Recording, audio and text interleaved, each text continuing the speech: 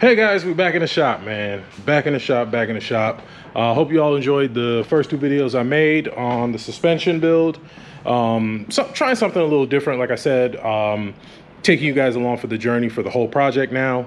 So I'm not gonna do a whole lot of talking in this one. We're just gonna dive right in.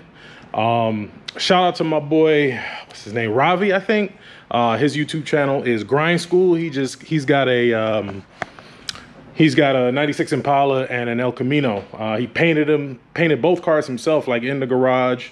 Super impressed, man, super dope. It's funny because that color, the Impala, it's actually the same color I'm going with mine. And he got the same wheels that I used to have, them US Mag Ramblers, but I sold them to a good friend of mine when I got my new wheels, and I'm yet to unveil those. But he was saying he was having some issues breaking the control arms loose. So I'm just gonna, take you through real quick how I do mine. Okay, I'm just making sure somebody ain't pulling up, but I'm gonna show you real quick. So in all transparency, I actually already started filming, but I started over today. I came in yesterday to film, but I wasn't feeling too good, so I left early and I didn't really get too much done. But I believe these are the control arms he's having a problem with, breaking these bolts loose. I already have this bolt on this side loose. The problem is where I put the car on the lift, the control arm's sitting on it. So I got to put the wheels back on, bring it down and adjust this control arm. But basically what I normally do, I hit these bolts here with PB Blast. You can see here, these ones I did, but they just dried up now, but I'll show you here. Big Can, not sponsored, but wouldn't mind being. So we hit those, hit that one, and basically I just let that sit for a minute. And then I normally come in, this is a 13/16 bolt, and I'll normally come in, I'll grab the wrench, and instead of just hitting these with the impact, just off rip, I usually get that on there and I'll just break it loose there. Now, sometimes the whole bolt will spin on the back side as well. Sometimes we'll get a couple turns out this front one. I'm sorry, out the nut. So see, now the nut's just turning. But eventually, if I keep going, the whole thing will spin, which is fine because now that this is loose, it's pretty easy to break loose with the impact. So see, now the whole thing's moving. And then we just come up here to this one. This thing is just covered in spiders. Same thing on this side. And I'm doing this with one hand, but again, I'm on the lift, I'm standing up. Okay, this one's gonna take a little bit more persuasion. Let's try it this way. Look at that, look. Freaking spider, and look at this. So there's some alive spiders under this thing, but get under here and so see, this is how I get them out. So hopefully this helps. So the whole bolt's turning, but that's okay, as long as it's kind of broken loose from where it was sitting. Once I put the impact on it, it'll pretty much come loose. So that's how I do them. And I've done, I don't know, I'm lost count at this point, several. I actually got a car sitting out there. As soon as this one comes off the lift, I got to bring that in, put rear shocks and upper control arms on it. He already did the bottom, lower control arms in the rear. So I got to put the uppers, and I got to put shocks and a double din and something else. So we'll get that in and out. Virginia Blue's still here. Just hit these last couple pieces with some paint. It's not getting any heat. It was getting heat at one point. It's not getting heat anymore, so I got to figure that out. Customers coming Thursday or Friday to look at it. He was supposed to come about 2 weeks ago, but I'm at the point where if he doesn't come, I'm just going to send it off, ship it to him, because I need it out of my way. Unfortunately, because my truck is here, I can't bring any more cars inside that have to sit inside. So I got one car at the house I need to start the swap on, and I can't bring it in here because I can't park it outside. And normally I would reserve this space for that, but my truck is still here. So, all right, let's jump into this thing. So what I got to do, I got to put the wheels back on. I still haven't done the front end stuff. I wanted to get the videos out about the rear, and then I'll go back in and do everything I need to do. But I need to get the wheels on just enough to sit it on the ground so I can adjust the lift arm here. Yeah, so I can adjust. Really, I can just put this wheel on and it will bring it down low enough to where this arm will come off. I don't know, we'll see. But I'll just put them all on just to be safe, and we'll adjust this arm, and then I'll pick the camera back up and we'll start tearing into the rear end. All right, so I got the arm adjusted or whatever. So now this thing's ready to come out. I've already loosened it here and up here. So I have to get the bolt out of in here. So normally what I do is I use I take another flashlight, put it in one of these holes, fit it there. So I'll put it in this one so I can see the bolt, and you can actually see the bolt right there. I don't know if you can. It's kind of hard to do this with filming, but you can see the bolt right there, and it's I use a 21 millimeter. You stick it through the frame there. And normally you can get it on there and then just spin it out. And you just kind of wiggle this and it'll come out eventually. Or you can push it through this side with a screwdriver, which is what I'm going to do right now. A small extension. Just for the sake of time. Just going to use a small extension here, and I should be able to push that bolt through.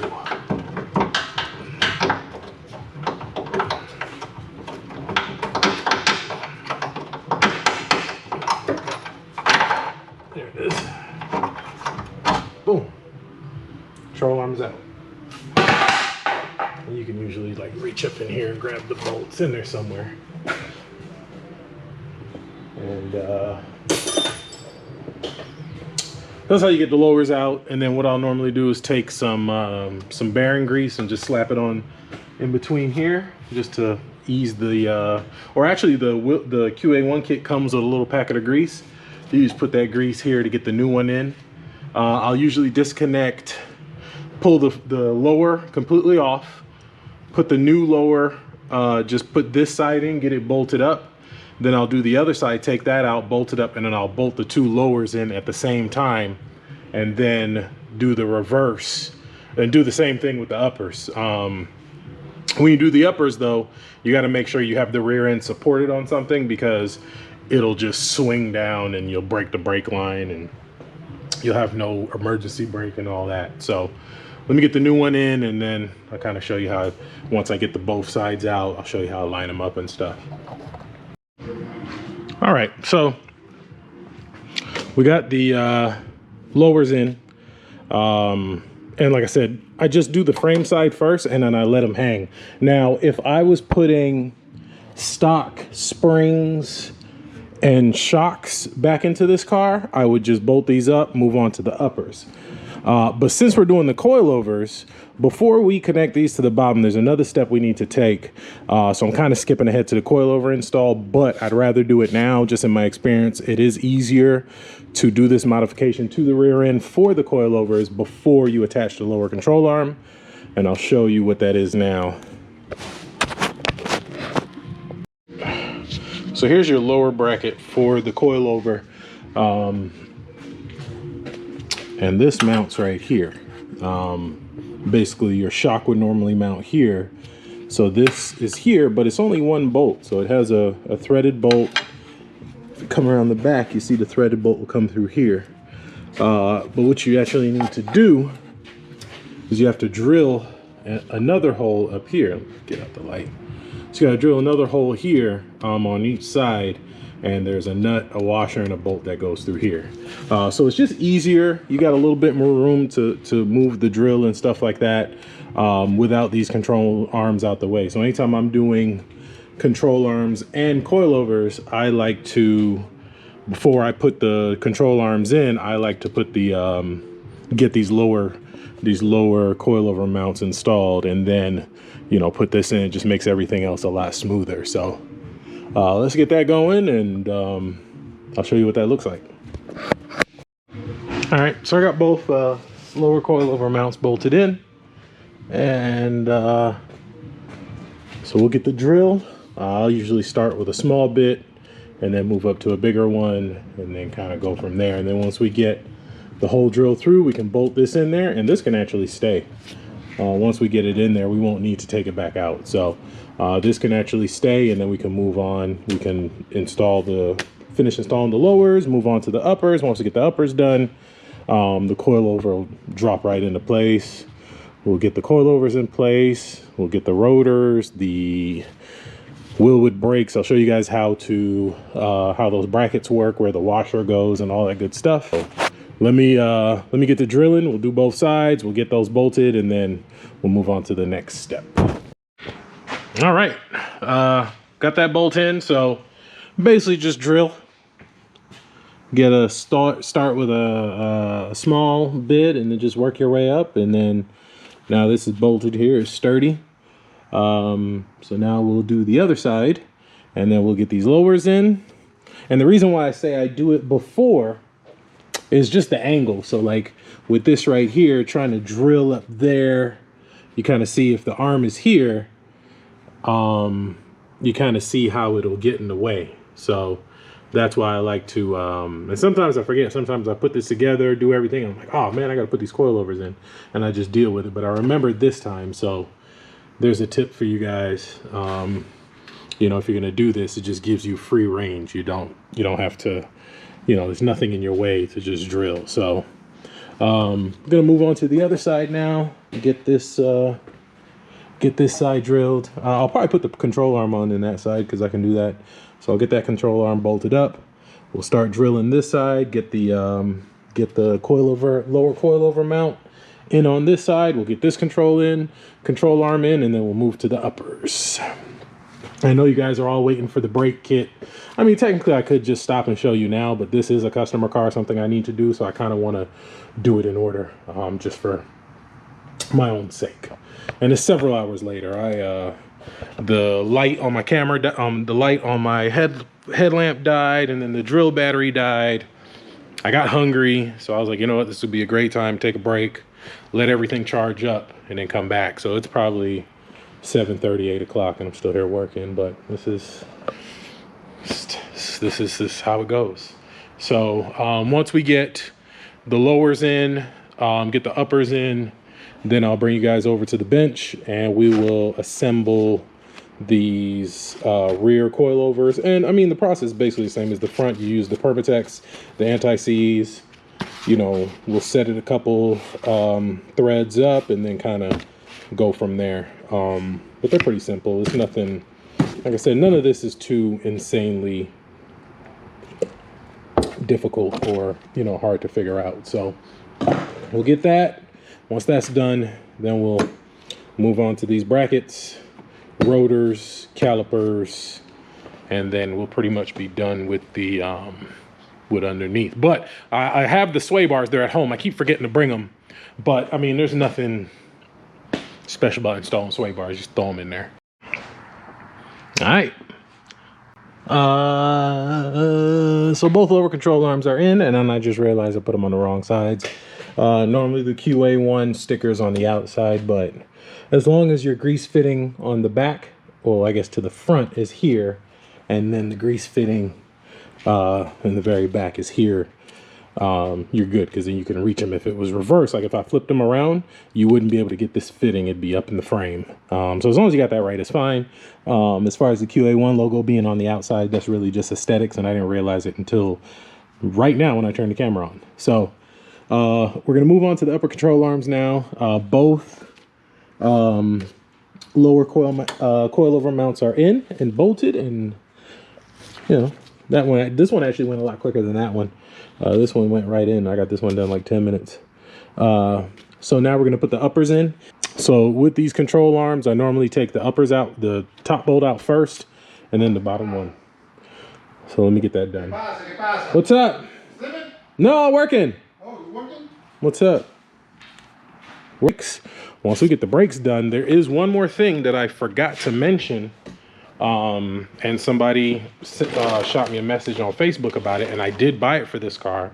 Another part number on here? Yep. Is this little box right here. This is what's called the Stealth Bolt mod. So I'm probably gonna hurt some feelings here, but I don't care. Every single Impala that rolled out of the GM plant started as a Caprice. The Impala SS is a trim package, not necessarily a separate car. They all started as Caprices, and then some of them got the WX3 package, which is the Impala SS. I say that to say this. If you know the Caprices, they come disc brakes in the front, drum brakes in the rear. The proportioning valve for the Impalas and the Caprices is the exact same. So when you hit the brake pedal, 90% of your brakes goes to the front, 10% goes to the rear. That's if you got drums or discs in the rear. If you have an Impala, take it out on the road, and if this mod has never been done, slam on the brakes, and it's gonna nosedive like crazy. What this does is it doesn't really equalize it, but it gives it a better ratio. Let's see, just do a little unboxing here. So this is it, literally just 2 bolts. And I'll show you how to install this here in a second once I get done with the rear brakes, because you do have to bleed all your brakes if you install this. But basically this just changes the proportion your brake proportion to 70-30. Just gives it a more even stopping. I noticed it big time on my car when I did the ABS delete. I deleted my ABS. I did the Wilwood brake upgrade, and then I did this afterwards, and I noticed a huge difference in my stopping from having this and not having it. So definitely a mod that I would suggest. Part number is here. It's a Pro Forge part. It's part number 112-10001. There you go. So I'll put it in the description, of course. And actually, I had it for this car, but I completely forgot until somebody messaged me about it and installing it. So I'll definitely show you guys in this video how to install this when I get to it. All right, the other upper control arm is in. So now I get to show you guys how cool these U-bolts are and how they make this job just so much easier.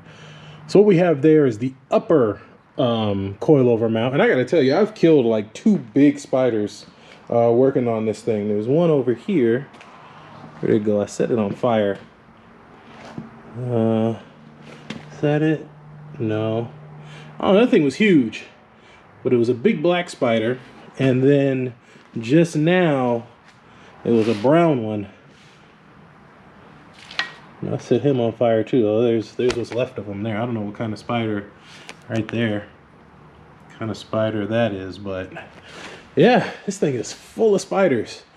But anyway, so I got the U-bolt installed. That's the upper coilover mount. The U-bolts in the existing shock absorber holes, and I just kind of put the lock nuts on there, and you know, with one hand I can just go in here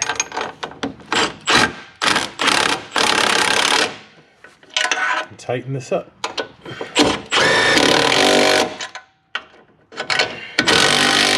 And that's it. So imagine now if I didn't have that U-bolt kit, I'd have to reach my hand up and hold the top in order to get the bottom to thread. So definitely a game changer.